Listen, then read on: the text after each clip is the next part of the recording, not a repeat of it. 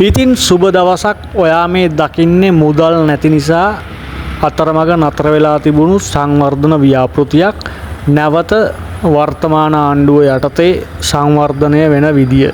ඉතින් ආණ්ඩු කිහිපයක් පහුවෙනවා, ආණ්ඩු කිහිපයක් මාරු වෙනවා. ඉතින් මේ ආණ්ඩු කිහිපයක් මාරු වෙද්දි මුදල් නැතිකම හේතුවෙන් රට බංකොලොත් වෙච්ච නිසා, මුදල් නැති නිසා මෙන්න මේ සංවර්ධන ව්‍යාපෘති අතරමඟ නතර වෙලා තිබුණා. මේ ඔයා දකින්නේ හෝමාගම නගරය.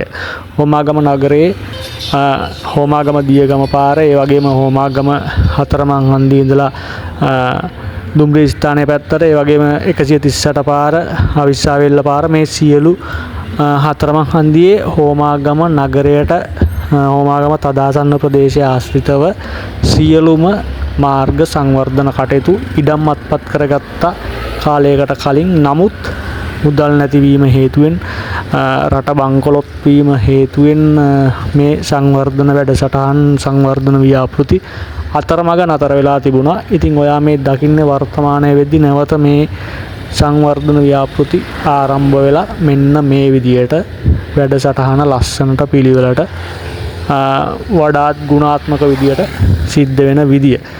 ඉතින් තිබුණා වගේ දෙගුණයක් තුන්ගුණයක් පල්ලට මෙන්න මේ විදිහට හෝමාගම දියගම මාර්ගය පුළුල් වෙලා සංවර්ධනය වෙනවා වර්තමානයේ බලා ගන්න පුළුවන්. ඉතින් ඔයා මේ දකින්නේ හෝමාගම අතරමං හන්දිලා දියගම පැත්තට යන මාර්ගය. තිබුණා වගේ දෙගුණයක් පුළුල් වෙලා තියෙනවා මේ මාර්ගය. ඉතින් මේක තමයි වර්තමාන තත්ත්වය. එක මන්තිරුවක් සම්පූර්ණයෙන්ම සංවර්ධනය වෙලා ඉවරයි. කාණු පද්ධතිය නිර්මාණය වෙලා තියෙනවා. මම කලිනුත් වීඩියෝ එකකින් මේ ගැන ඔයාලට දැනුවත් කරලා තියෙනවා. සම්පූර්ණයෙන්ම එක මන්තිරුවක් සංවර්ධන කටයුතු සිද්ධ වෙලා අවසන්. මට පේන මේ ඔයා දකින වම් පැත්තේ මන්තිරුවට අමතරව දකුණු පැත්තේ මන්තිරුව සංවර්ධනය වෙන්න ඕන, සංවර්ධනය වෙනවා ඉදිරියේදී. ඉතින් මේක තමයි වර්තමාන තත්ත්වය. ඔයා දකින මෙන්න මේ හෝමාගම නගරය. ඉතින් අද දවසේ මේ හෝමාගම නගරේ පොඩි රවුමක් ඇවිදිනවා.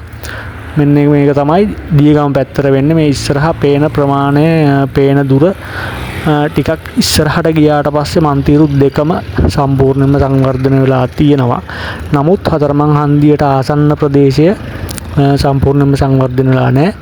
එක මන්තිරුවක් විතරක් සංවර්ධනය වෙලා තියෙනවා. ඉතින් නොබෝ දිනකින් මෙන්න මේ අනිත් මන්තිරුවත් සංවර්ධන වෙයි. මේ දේවල් කාලයකට කලින් පටන් ගනිපු දේවල්, ඉඩම් අත්පත් කර ගනිපු දේවල් කාලයකට ඉස්සර ආණ්ඩු කිහිපයකට කලින්. නමුත් සිද්ධ වුණේ නැහැ වැඩ කටයුතු. ඉතින් වර්තමානයේ කඩිනමින් මේ දේවල් සිද්ධ වෙනවා. මෙන්න මේක තමයි හෝමාගම නගරයේ වර්තමාන තත්ත්වය. ඉතින් අපි ඉදිරියේදීත් මේ ගැන වීඩියෝ එකක් අරගෙන එන්නම්.